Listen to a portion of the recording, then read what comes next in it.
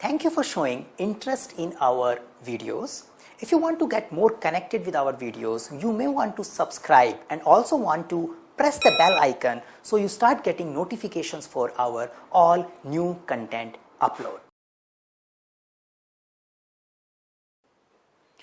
Precedence diagram method is the topic for this particular video, but before we discuss it, let's understand the process called sequence activities.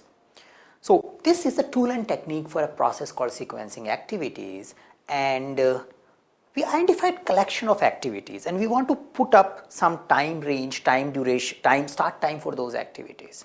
But these activities will have some sequence. It's not that out of defined activities we can pick any activity and get started.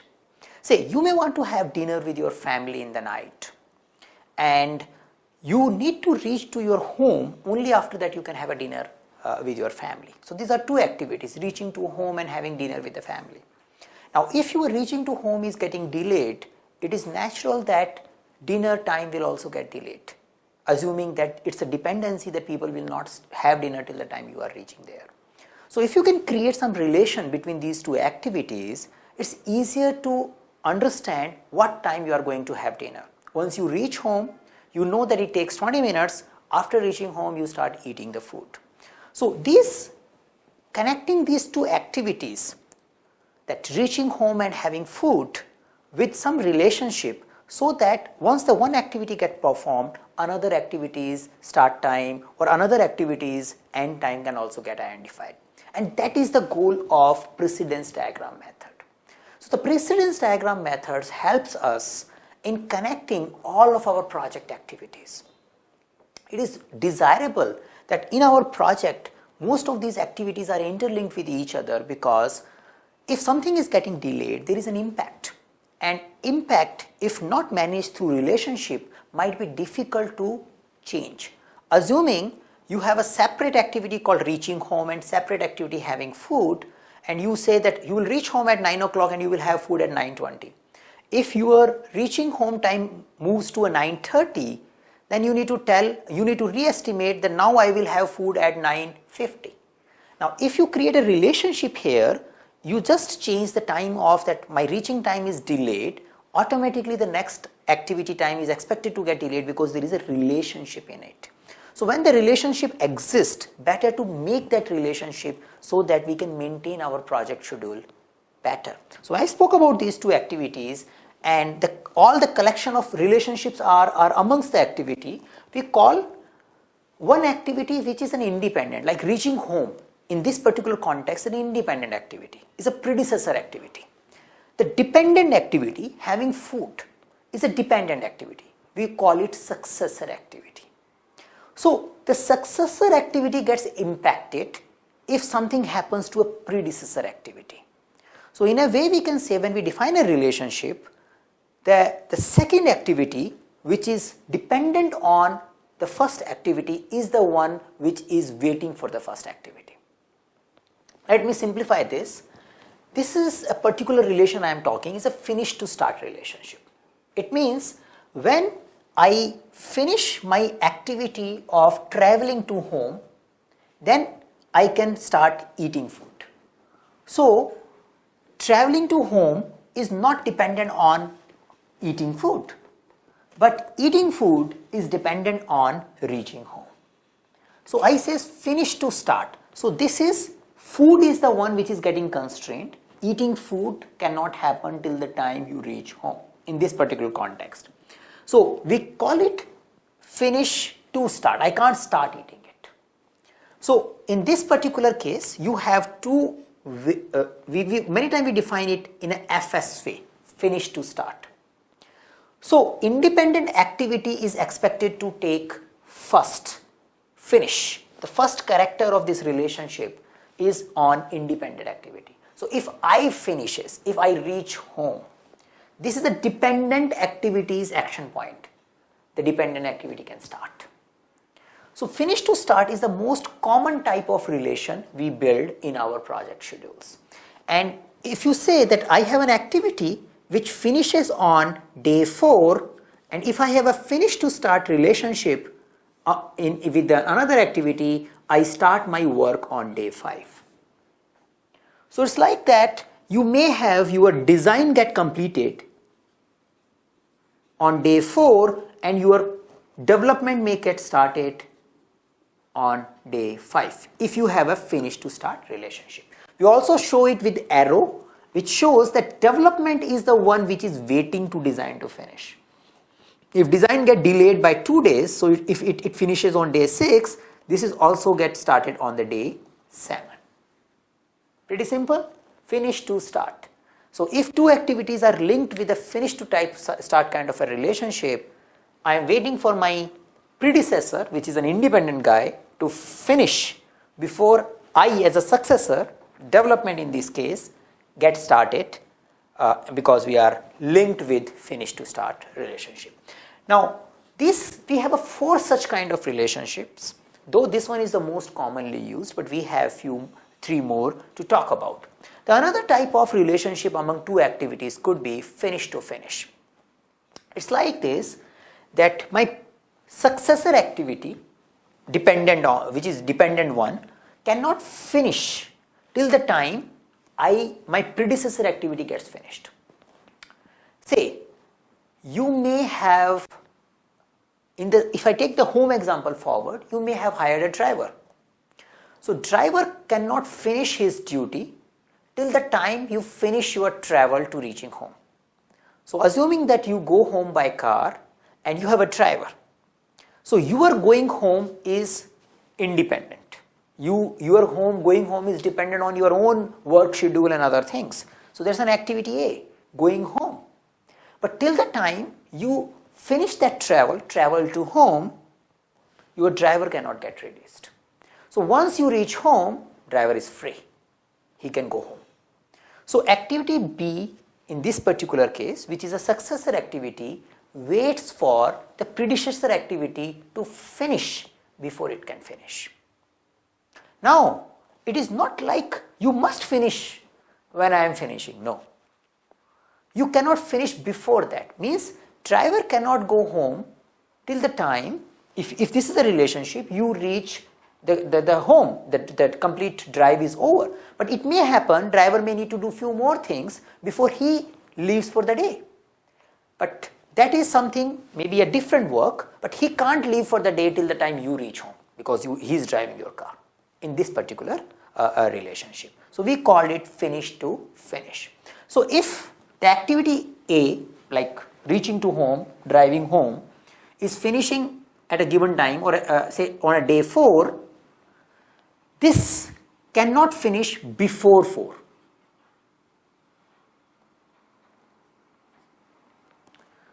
So if there is no other thing involved and this is just waiting, then it will have finishing time at 4 only. But if it has something else also to do, maybe its own work is taking time, driver had his own commitment to finish off, then it may last further. But the constraint is you cannot finish before your predecessor finishes. So that's in our software product development, you might be developing a product and parallelly your user manual development team, documentation development team is working on updating the user manuals. It cannot happen that the product development is not yet completed. There are few changes happening and user manual team says, guys, we are going home or we are done with your work, your project, see you in the next project. It cannot happen. Because since we are working on the product, even though their documentation work is complete, but they can't say it's complete because product is still evolving. There might be a small change in the product which need to be updated in the document. So the documentation team will say that, okay, we have a finish to finish relationship with the product development. Now it doesn't mean whenever the product development finishes, documentation team says, okay, go home, the product development is over. Product development is a constraint. Finishing of a product development is a constraint for a documentation team to finish the work. But if their own documentation work is pending, they may take more time. So they can't finish before the product development gets over, but it doesn't mean that they must finish when the product development gets over. So This is how the finish to finish start relationship, finish to finish relationship puts the constraint on it. Start to start relationship. So the way finish to finish is same way the start to start is. That successor cannot start till the time predecessor gets started. So I can't start before that. I can only start after that or along with that. So if my activity A, which is a predecessor activity, is starting on day 5, my dependent activity, which is a successor activity, cannot start before 5. If there is no other dependencies, both of us will start together. Yeah, good. But if you have something else to do, you may wait for more, but you can't start. You remember the second point is on the dependent. You can't start till the time I get started, means activity at A gets started. You can't start. So it's like, if I take an example here, you may need to support a product, and a product support team cannot start charging for their work till the time the deployment team delivers works to them. You can't start your services till the time the production support period gets started. Or let's take another example.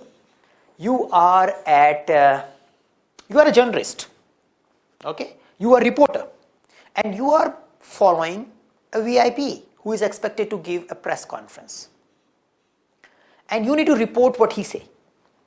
Now you have set up everything, camera and everything, you are waiting. Now you can't start broadcasting that press report, that thing, till the time the political figure or whoever is the authority comes in and start giving statements. So you have a relationship. The politician coming and starting talking is a start to start relationship, that I can't start broadcast before the politician starts speaking. So I am limited with my broadcast starting point, and that is start to start relationship. It may happen, politician comes and he starts speaking and I end up into a glitch. My system is not booting and I may lose 20 minutes. So politician will not stop for you. He will speak. So it is like, it doesn't mean that whenever politician will start, you will start as well. You may have your own constraint and you may get delayed by 20 minutes, 30 minutes, 50 minutes, or you may never start. But you can't start before politicians start. So that's the idea of start to start relationship. You are binded. Activity B is the slave of activity A.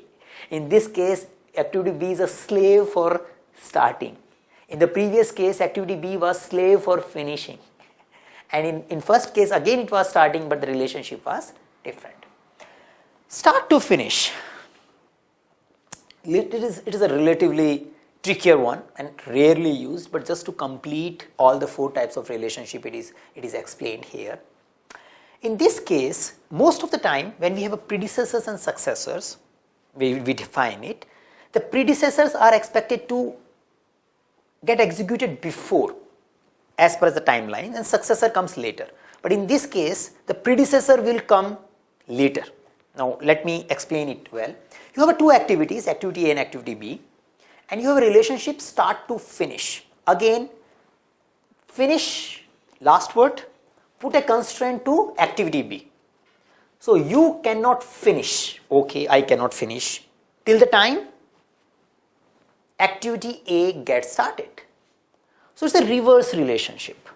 I'm a dependent on finishing my work for till the time somebody else takes control from me. You may see this kind of relationship always in a security guard or in a driver kind of a platform. Say you are an ATM guard, you are protecting an ATM, and your duty is expected to finish at 9 o'clock. But at the same time, 9 o'clock is over, but the other guard has not arrived. If the other guard has not arrived, your duty will extend. Your duty finishes, so activity B finishes when somebody else's duty gets started. So at 9 o'clock, when the other guard comes in, he starts his duty, your duty is finished. Though the time range for activity A is coming in the later time, like it is after the activity B, but again activity A is still independent. The guard is not coming just to make you go home. He is coming as per his time or as per his dependencies. He never thinks that I must reach, else the guy will not be able to go. He is free in a way.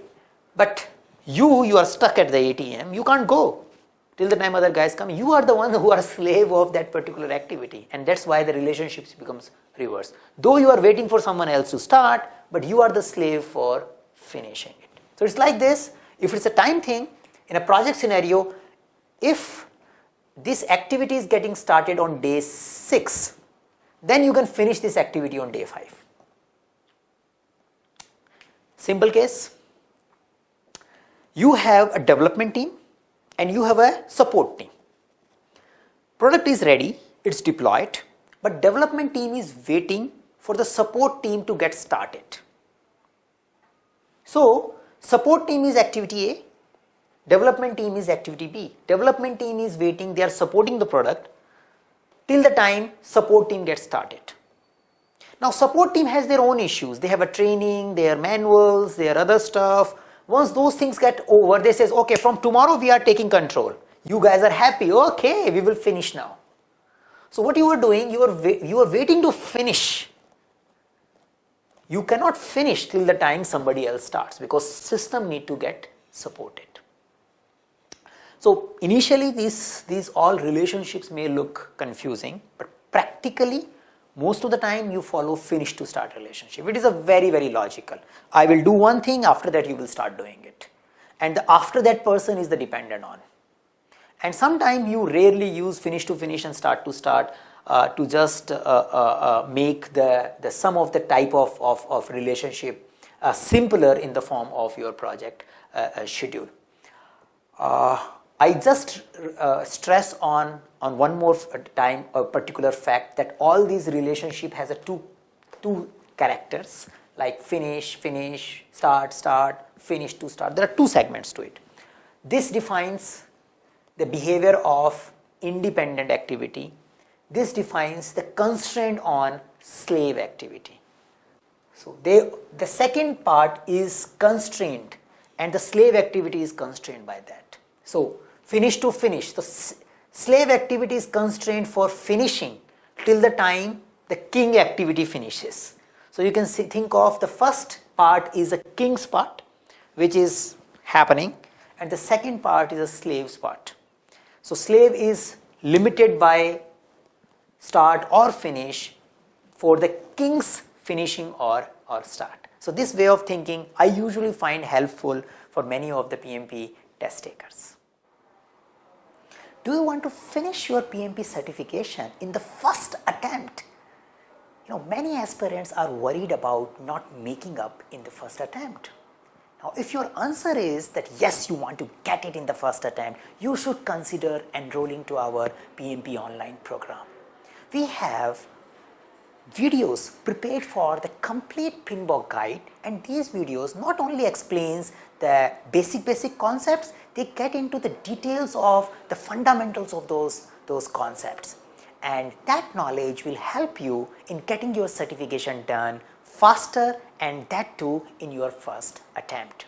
You can find more information about our program at our website, and you can also find the detailed link of our program in the description section of this video.